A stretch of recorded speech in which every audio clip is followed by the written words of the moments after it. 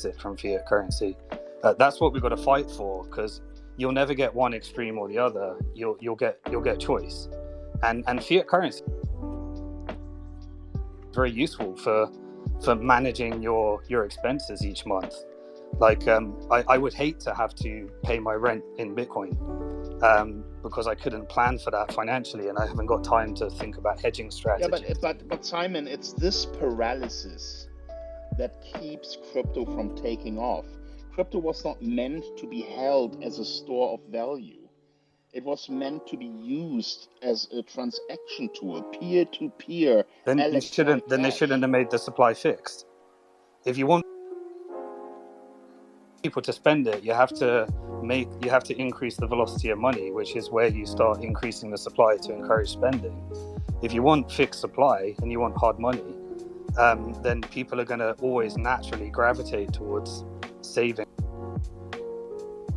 hard money and spending money that they think is going to go down in value. Like, you're never going to buck that trend. So, like, I think that you guys are basically agreeing with each other, but you don't want to, so you're just getting like snippy. We're talking about the world's best performing asset that's ever existed in the history of mankind. Ethereum's up 300,000%, Bitcoin's up 700 million%. Even my coin's up 60,000%. Everyone here got rich except the guys that just bought the top in the last year and a half. So by and large, the vast majority of people that bought during the majority of these coins' existence are up massively. So unless they traded, the investors that got through the 4-year cycle have always won. Yep, the guys that trade are the food that makes the chart go up higher, unless the scammers de-risk into US dollars. Or so unless they left it in a centralized exchange. Yeah, but even then, as long as it didn't actually exit to fiat, it pumps all the market cap still. So there's this weird mechanic in crypto where if people scam and I have a perfect example for guys. You guys are going to love this. The U.S. government just seized $1 billion from the Silk Road hacker that is just brand new, just came out a few days ago. Guess what?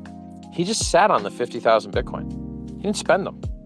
So if a hacker comes along and sucks up $1 billion of your stuff and never sells it, similar to Satoshi, it just pumps the market caps and it never hurts the price. So, a lot of these centralized coins like ERC20s, like BNB, for instance, you go look at the ownership cap table and it's like the top 100 addresses own 90% of the coins. And it doesn't matter what ERC20 you pick, but BNB's made all-time highs versus Bitcoin consistently. BNB has been a better performing asset than Bitcoin. Well, lol, that's pretty interesting, right? So now look, there's the counterparty risk there, like they're doing a burn, they might not burn anymore, all this different stuff. But like, my point is that centralized ownership is very often amazing for price performance, but people confuse it with centralized network, which is bad for censorship resistance. And so for price pump, you prefer centralized ownership. What's the least centralized ownership coin in crypto? Bitcoin. And what's the least gains in crypto? I don't know, Bitcoin, only 3x'd in 5 years. Well, that sucks. You've got to add an element of risk adjusted to everything. Sure, 100%, sure. But look, when stuff like, so my point is, this is the best performing asset class that's ever existed. It has nearly 100% uptime. You're getting free airdrops out the yin yang. Pulse Chain is going to give you a free copy of everything on the Ethereum network. And we got 10 or 20, well, I don't know, maybe 10 airdrops during the last bull run. Where else in the real world do you get actual free money? You don't. The real world does not have free money on offer. But in crypto, I swear to God, there's actual real free money. It's wild. It's like insane. How lucky are we? And I mean, so if the government would just take its grubby, dirty hands off of our amazing technology, stop with the regulatory horror of making it illegal to sell the stuff to your friend, let exchanges flourish and have American customers, and let capitalism and competition do what it does best and give users choice and they choose the better thing, we'd be glorious. Why do you think everyone used FTX? I mean, FTX basically just came up because the founders of BitMEX got arrested. The guys that are FOMO tards that want to go FOMO hard didn't want to do it on BitMEX anymore because the founders went to jail for a while. And that's the only reason FTX came up, basically, is because it was considered a more play safe to FOMO and to get wrecked margin trading, in my opinion. Correct. So, look, long story short, there is no better performing asset in the history of mankind. There is no better uptime than 100% uptime. These features are amazing. The fact that you can get around evil governments doing capital control stuff that they might not should be doing, like North Korea or some other communist governments. The fact that you could leave a war-torn area like Ukraine with your money. The fact that if there's another war or a time of strife, you could pay to get your way out of those countries. There's just so many amazing things that crypto does that nothing else can do. It's one of the only things I know of in this world that can change man's relationship to government, and it will make less war. The government goes to Richard, war. I wouldn't, Piotr, I'd let you continue. I think you'll agree with me. I just wouldn't put all governments, or put government in general, in just in the basket of being evil. Like, we had regulators come on, we had the ex-White House chief of staff, and he understood crypto. He supported decentralization and self-custody. So I think there's flaws in the current centralized world, but I don't know if even that crypto itself is still an experiment, in my opinion. If you've got a grandma, they're stealing your grandma's money every single day. The government prints away the value of your grandma's money that she worked her whole life to save every single day. If you're a crippled person, or you're on fixed income, or you're on a pension, your life is totally ruined by the inflation of these guys printing away the value of all your money every single day. They're violating the rights of the citizens. They're violating their right to free speech. Hey, guess what, guys? Here's something that, I'm a little bit pissed off about. I hear Hex influencers are getting subpoenas for promoting Hex. That really upsets me a lot, because Hex isn't a fucking security. It's truly 100% decentralized and launched totally complete and is uneditable and unchangeable. Period. Richard, I've got a question for you then. I think, again, I agree with a fair amount of what you said, and I really enjoyed the exchange between you and Simon. And, as I say, I think we've got, 16,000 people in here. I'm going to represent probably a proportion of them, which is I'm a novice in this. I have very little, in this industry. So from what I'm hearing from you, and you can correct me if I'm wrong, is that, now in the aggregate scheme of things, everything now is relative to when it first began. But that question leads to me is, so how do us newbies, again, if I'm role playing for some people, get involved? If things are continually getting in a way, we're in a fluctuous period, it's volatile, there's a lot of concern, the encroachment of potentially regulation, and I might point out that a lot of your focus, which is fair enough, is to do with the United States, but it's going to be different in other parts of the world. China's not even, allowing Bitcoin mining. How do we navigate this period as people who want to get involved? They want to understand where to go, how to do it. What would you say to those people? Quite simply, Kraken.com's got thin order books, but Jesse Powell that founded it is a cypherpunk, libertarian, believes in human rights, So now he ain't CEO anymore. Hopefully whoever there is running it is still doing a good job. I don't like referring people to exchanges that have margin trading. They get wrecked. So, but if I had to on-ramp a new user, I'd either on-ramp them to Bitstamp, who apparently will AML KYC you to death and ask you the worst questions ever, or to Kraken that has margin trading, but at least has Monero. Now, how many exchanges have Monero? Almost none of them. Why? Because they're cowards. But Kraken has Monero, because Kraken cares more about your ability to be anonymous, your ability to have privacy, your human rights. Privacy is a human right, and you should never feel bad about using it. And anyone that would take it from you, ask them for their email password. Ask them to see their search history on YouTube and on Google and see how quickly they care about privacy again. So I would just tell a new user, look, set up an account on Kraken.com, install MetaMask on your phone, never give anyone your private keys, never give anyone your seed words. There is no support. Anyone that direct messaged you is scamming you. If someone messaged you and said there's support, they're scamming you. If someone messages on Twitter and says there's support, they're scamming you. Don't enter your private keys into a website ever. Do not approve weird dApps. Don't fall for fake giveaways. Don't fall for, I'm going to send you send one, you get two back, fake Elon Musk giveaways. Or lately, all these fake Uniswap liquidity bot giveaways. They're all scams. All you got to do is install MetaMask, save your 12 words, set up a Kraken.com account, wire some money to Kraken.com, buy Ethereum and then swap that Ethereum to whatever you want using 1inch.io or Match.xyz because it spreads your orders across all the available liquidity, gets you best order. Just some quick breaking news that came from the block here. A GOP lawmaker that donated, that had been given a campaign contribution of $5,000, which is the max typically on these sorts of contributions from an FTX executive.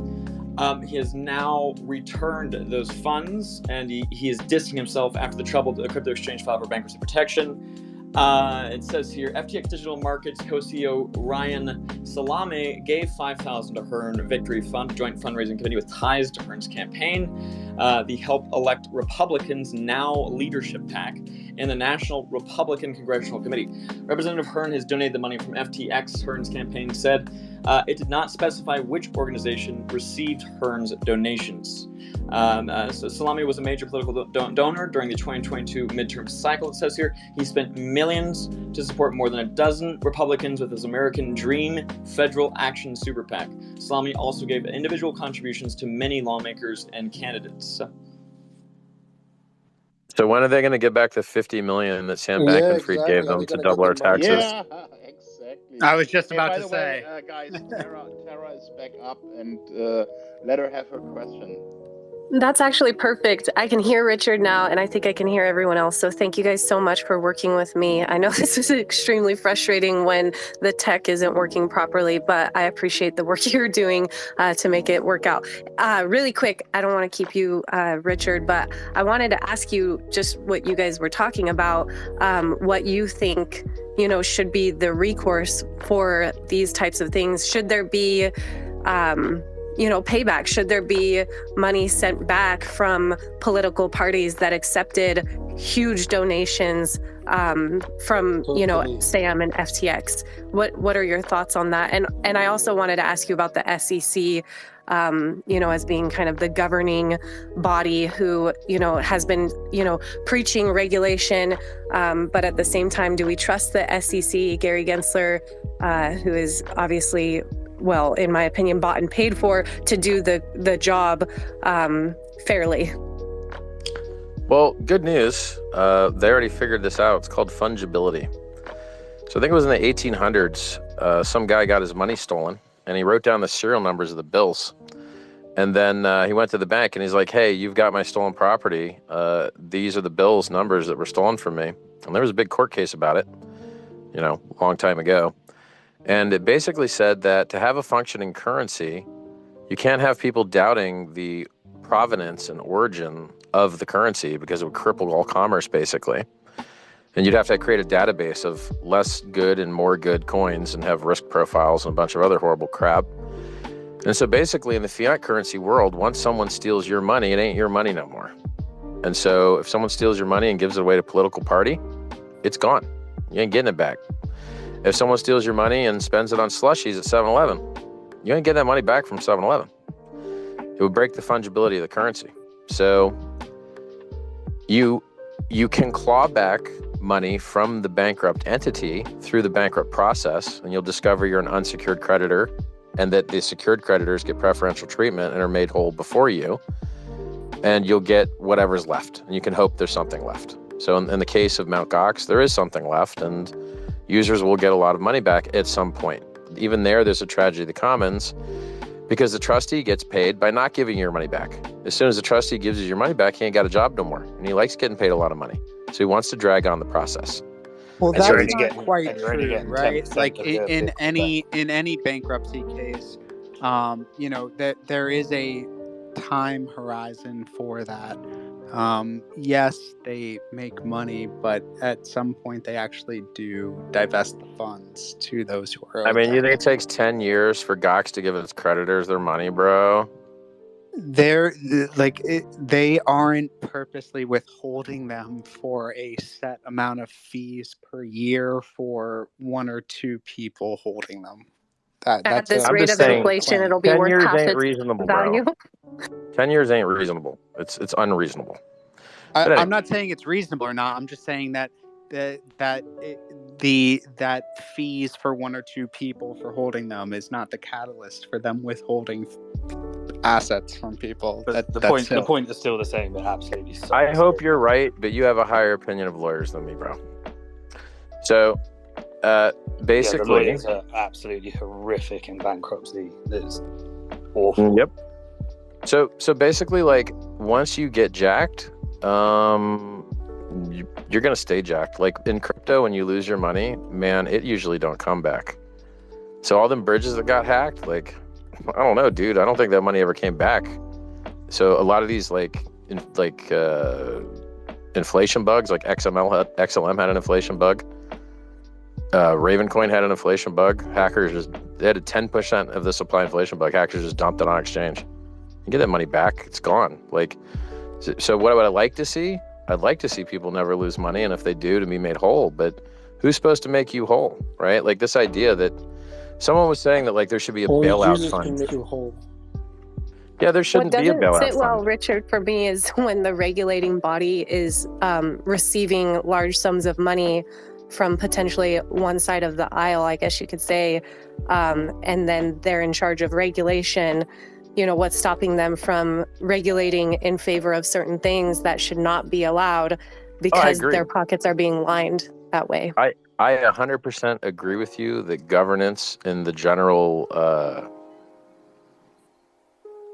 electoral system is broken. So I have a solution on how to fix that. So I won't say it's simple, but we need smarter people running for office, which means we need to pay them more because their pay sucks. No, we need no office though. We need just decentralization. That's what we need. Yeah, but we also need the other stuff too. Like, you know, we need both. You know, So, in Switzerland, Richard, I don't the think there's anything executive is wrong called with executives, and that's what they do.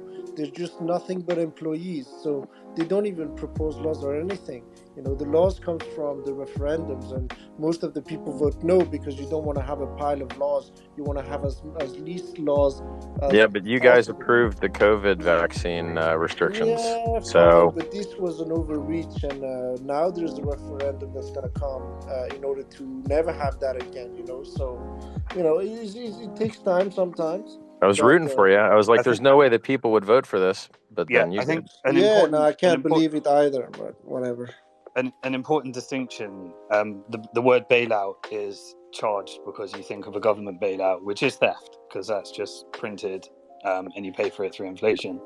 But there's not much wrong with a free market bailout. Except for the centralization. Except Sure. for the centralization. Yeah, sure, but it shouldn't be prevented if people want to create a free No, for sure. market solution.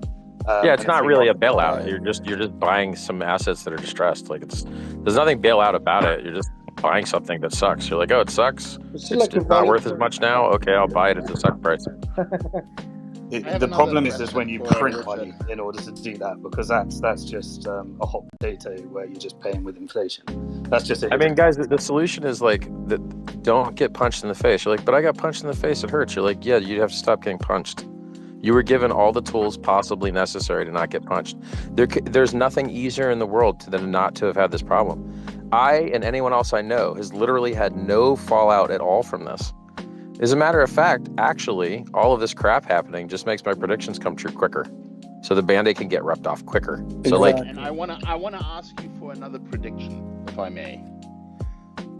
Let's assume nothing much changes, right?